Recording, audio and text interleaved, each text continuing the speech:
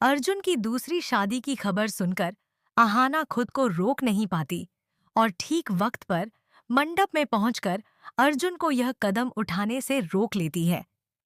भले ही इन दोनों के बीच तलाक हो चुका है, भले ही वे एक दूसरे के साथ रहने या एक दूसरे की बात मानने को तैयार नहीं थे, लेकिन अंदर ही अंदर दोनों जानते हैं कि वे एक दूसरे से बेहद प्यार करते हैं। अर्जुन की शिकायत थी कि अहाना ने कभी उसे समय नहीं दिया, उसकी बातों को अहमियत नहीं दी और हमेशा अपनी मनमानी की। वहीं अहाना को लगता था कि अर्जुन उसे आज़ादी नहीं देता, जैसे वह उसकी जिंदगी को अपनी मर्जी से चलाना चाहता हो और वह कभी इस बंधन में नहीं रह सकती। इसी कम्युनिकेशन गैप ने इनके रिश्ते को इतनी दूर ले आया कि अंत में दोनों ने जज के सामने तलाक के कागजों पर साइन कर दिए। अंदर कोर्ट में तलाक का फैसला होता है तो बाहर दुर्गा देवी और शोरतुदा एक प्लान बना रहे होते हैं, एक ऐसा नाटक जिससे अर्जुन और अहाना को एहसास दिलाया जा सके कि वे एक दूसरे से दूर रहकर कभी खुश नहीं रह पाएंगे। शोरतुदा भी दुर्गा देवी की बात मान जाते हैं और कहते हैं कि अगर उनके साथ देने से अर्जुन और अहाना की जिंदगी दोबारा खुशहाल हो सकती है तो वह हर तरह से साथ देंगे। अगले दिन दुर्गा देवी शोरतुदा को पार्क में बुलाती हैं और बताती हैं कि वह जल्द से जल्द अर्जुन की दूसरी शादी करवाना चाहती है। यह सुनकर शोरतुदा हैरान रह जाते हैं क्योंकि वह जानते थे कि दुर्गा देवी हमेशा अहाना को पसंद करती थीं और कभी नहीं चाहेंगी कि उसकी जगह कोई और लड़की आए। लेकिन दुर्गा देवी उन्हें समझाती हैं कि यह शादी असल में एक नाटक है, एक चाल, जिससे अर्जुन और अहाना को अपने सच्चे प्यार का एहसास कराया जा सके। जैसे जैसे दूसरी शादी की तैयारियां आगे बढ़ती हैं, अर्जुन भी अंदर से टूट चुका होता है और चाहता है कि अहाना उसे रोक ले। वहीं अहाना भी उम्मीद करती है कि अर्जुन उससे माफी मांगे, लेकिन दोनों की जिद उन्हें करीब आने नहीं देती जब तक कि शादी का दिन नहीं आ जाता। जैसे ही अहाना को पता चलता है कि अर्जुन सच में किसी और से शादी कर रहा है, वह फूट पड़ती है और दौड़ते हुए मंडप में पहुंच जाती है। मंडप में पहुंचकर अहाना चिल्लाकर कहती है कि वह अर्जुन को किसी और का होने नहीं दे सकती। उसकी आंखों में डर, गुस्सा और प्यार तीनों साफ दिखते हैं। अर्जुन भी भावुक हो उठता है, उसके पास जाकर कहता है, अहाना, मैंने तुम्हें तलाक देकर बहुत बड़ी गलती की। मैं आज भी सिर्फ तुम्हें ही चाहता हूँ, किसी और से शादी करने की सोच भी नहीं सकता। प्लीज मेरी जिंदगी में वापस आ जाओ, तुम्हारे बिना मैं नहीं रह सकता। अर्जुन के यह शब्द सुनकर वहां मौजूद सबकी आंखें नम हो जाती हैं। अहाना भी रोते हुए अर्जुन को गले लगा लेती है और दोनों अपनी सारी गलतफहमियों और गलतियों को पीछे छोड़ देते हैं।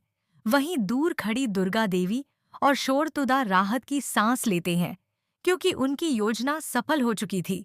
अर्जुन और अहाना फिर से एक हो गए। अहाना और अर्जुन के एक दूसरे को गले लगाते ही पूरे मंडप का माहौल बदल जाता है।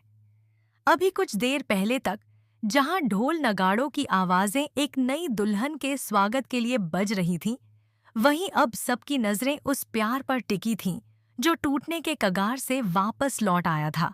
मंडप में बैठी होने वाली दुल्हन भी अवाक रह गई।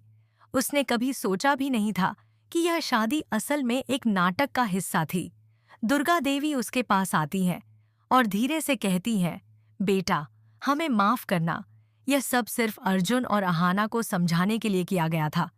दुल्हन मुस्कुराकर कहती है कि उसे किसी तरह की कोई शिकायत नहीं, बल्कि खुशी है कि दो लोग अपनी गलती समझ पाए और फिर से एक हो पाए।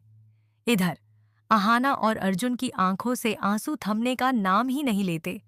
अर्जुन अहाना के माथे पर हाथ रखकर कहता है, मुझे माफ कर दो अहाना, मैंने अपनी जिद में हमारे प्यार को ही चोट पहुंचा दी। अहाना भी कांपती आवाज में जवाब देती है, नहीं अर्जुन, गलती मेरी भी थी। मैंने भी तुम्हारे साथ रहने के बजाय अपनी बातों को ज्यादा अहमियत दी। हम दोनों ने गलतियां की, लेकिन अब से नहीं। दुर्गा देवी आगे बढ़ती हैं और दोनों के सिर पर हाथ रखती हुई कहती हैं, यही तो मैं चाहती थी, तुम्हें एहसास हो कि प्यार किसी से भागकर नहीं, बल्कि साथ निभाकर जीतता है। शोरतुदा मजाकिया अंदाज में बोलते हैं, इतना बड़ा नाटक किया, दाढ़ी तक चिपकाई, बारात तक निकाली, अब तो कम से कम मिठाई तो खिलाओ। मंडप में हंसी की आवाज गूंज उठती है और सबके चेहरे खिल जाते हैं। अगले ही पल परिवार के बाकी सदस्य भी अंदर आते हैं, जो इस ड्रामे के बारे में कुछ नहीं जानते थे। जैसे ही वे देखते हैं कि अर्जुन और अहाना गले लगे खड़े हैं, सभी की आंखें भर आती हैं। अर्जुन की माँ दौड़कर अहाना को गले लगाती है और कहती हैं, बहू, तुमने मेरा घर वापस रोशन कर दिया। अर्जुन के पिताजी मुस्कुराते हुए कहते हैं, अब दोनों बच्चे घर चलो और इस बार बिना किसी लड़ाई झगड़े के नए सिरे से शुरुआत करना। मंडप की सजावट, फूलों की खुशबू और दिए की रोशनी, सब मिलकर जैसे इस नए मिलन का उत्सव मना रहे हों। दुर्गा देवी आगे बढ़कर घोषणा करती हैं, आज से यह घर फिर से एक हो चुका है। अर्जुन और अहाना की दूसरी नहीं बल्कि नए सफर की पहली शादी होगी, और वह भी इसी मंडप में, आज ही। सब लोग खुश होकर ताली बजाते हैं। अर्जुन और अहाना एक दूसरे की तरफ देखते हैं, शर्मीले, खुश और हल्के से मुस्कुराते हुए। उनकी आंखों में अब केवल प्यार था, कोई शिकायत नहीं।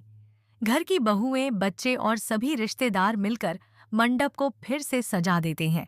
पंडित जी नए मुहूर्त की तैयारी कराते हैं और कुछ ही देर बाद अर्जुन और अहाना उसी मंडप में, उसी पवित्र अग्नि के सामने एक बार फिर 7 फेरे लेते हैं।